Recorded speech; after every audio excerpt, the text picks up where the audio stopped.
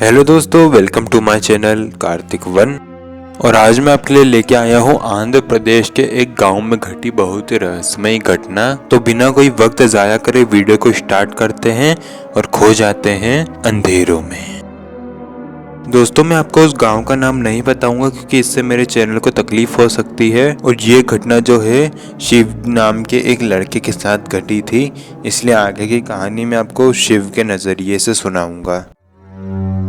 Hello, मेरा नाम शिव है। मैं आंध्र प्रदेश के एक गांव में रहता हूँ।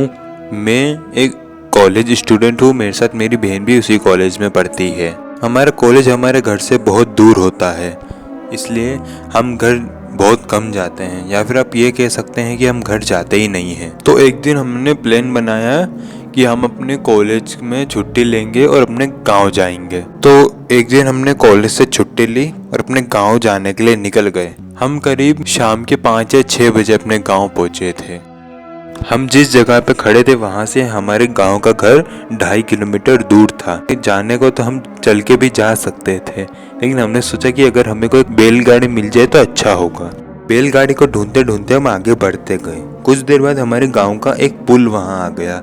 मैंने देखा कि इस पुल पर एक बैलगाड़ी वाला जा रहा था।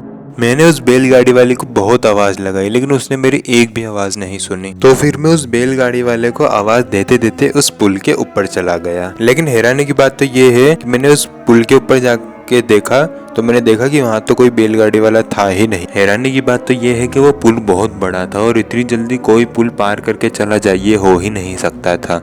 ये देखकर मैं भी बहुत हैरान हो गया कि वो बैलगाड़ी वाला आखिर गया कहाँ। तो फिर जब मैं वापस अपनी बहन के पास जाने लगा और जब मैं वापस अपनी बहन के पास जा रहा था तो मुझे किसी के घंटी बजाने की आवाज आने लगी। वो आवाज जैसे किसी बैलगाड़ी की घंटी की आवाज आती है, सेम टू सेम वैसी ही आवाज थी। लेकिन जब मैंने अपने आसपास देखा तो वहाँ कोई भी नहीं था। तो फिर मैं वापस अपनी बहन के पास भाग के चला गया। तो फिर मैं और मेरी बहन पैदल ही अपने घर के लिए निकल गए। हम लोग जब जा रहे थे तो हम बहुत आराम से चलते चलते जा रहे थे, इसलिए हम घर थोड़ा लेट पहुंचे। तब तक रात के 9 बज चुके थे। रात के 9 बजे जब हम घर पहुंचे तो हमारे पापा ने हमें बहुत डांटा, कहा कि आना ही था तो जल्दी आते, ये कौन सा टाइम है घर आने का। उसके बाद पापा का गुस्सा जब शांत हुआ तो मैंने मेरे पापा को पूरी बात बताई कि हमारे साथ क्या हुआ, कि कैसे हमने उस बैलगाड़ी को देखा। उसके बाद मैं उस पुल पर गया, मैंने आवाज़ दी लेकिन वहाँ कोई भी नहीं था। ये सारी बात सुनकर मेरे पापा एकदम हैरान रह गए। मेरे पापा ने कहा कि आज के बाद तुम उस पुल पर कभी भी मत जाना। लोग कहते हैं कि वो भूतिया पुल है। वहाँ पर अक्सर लोगों को एक बैलगाड़ी वाला दिखता है जो कि उन्हें जान से मार देता है। आज के बाद तुम वहाँ वापस कभी भी मत जाना। अगले दिन जाके ये बात मैंने अपने दोस्तों को बताई तो उन्होंने कहा कि ये सब अंधविश्वास है। गांव के बुजुर्ग लोगों ने ये अफवाह फैलाई है। बहुत देर की बहस के बाद मेरे और मेरे दोस्तों के बीच में एक चैलेंज लगा कि रात में जाकर उस पुल को पूरा पार करने के बाद वापस इस तरफ आएगा जो भी इंसान, उसको मैं 500 रुपये दूंगा। तो मेरा एक दोस्त था निखिल, उसने कहा कि ठीक है, ये काम मैं करूंगा।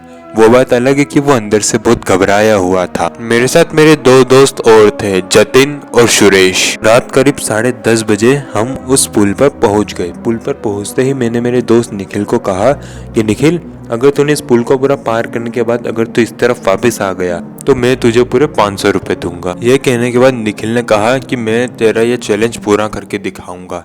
यह कहने के बाद निखिल उस पुल पर चलने लगा।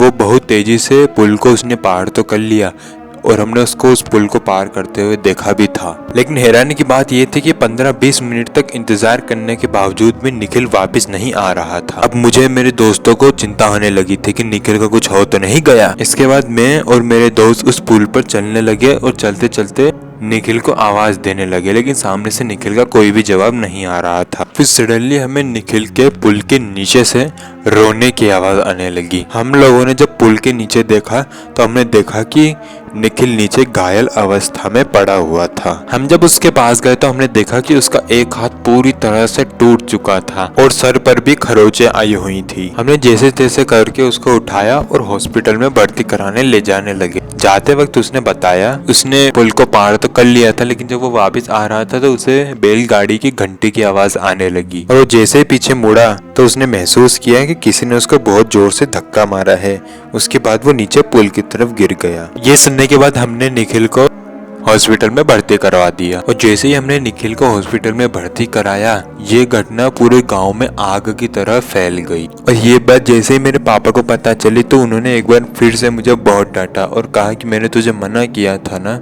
और इस बार मैंने पापा से पूछ भी लिया कि उस पुल पर ऐसा क्या है कि कोई भी वहां जाने से इतना डरता है। तो मेरे पापा ने बताया कि करीब 1.5 महीने पहले उसी पुल से एक बैलगाड़ी वाला जा रहा था और उस बैलगाड़ी वाले की कुछ लोगों से पुरानी दुश्मनी थी, इसलिए कुछ लोगों ने उस आदमी की निशंस हत्या कर दी और उसे नीचे फेंक दिया। और जब उसे उस पुल के नीचे से निकाला गया तो वो बैलगाड़ी वाला और उसके दोनों बैल मर चुके थे। और उसके कुछ ही दिन बाद जिन लोगों ने उस बैलगाड़ी वाले को मारा था उनकी मौत की खबर सामने आई। और उसके बाद से उस पुल पर उस बैलगाड़ी वाले की आत्मा दिखाई देती है और लोग कहते हैं कि अब वो पुल एक भूतिया पुल हो चुका है और अब उस पुल पर कोई भी नहीं जाता। और जैसे ही मुझे ये बात पता चली तो मैंने भी अपने आने जाने का रास्ता बदल लिया।